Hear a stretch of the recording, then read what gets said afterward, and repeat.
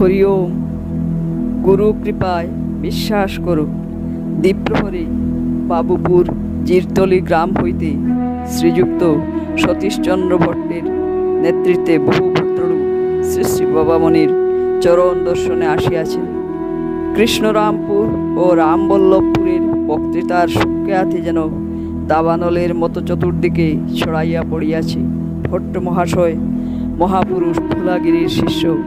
তিনি বহু প্রকারে মিনতি করিয়া নানা বিষয়ে উপদেশ চাহিতে লাগিলেন।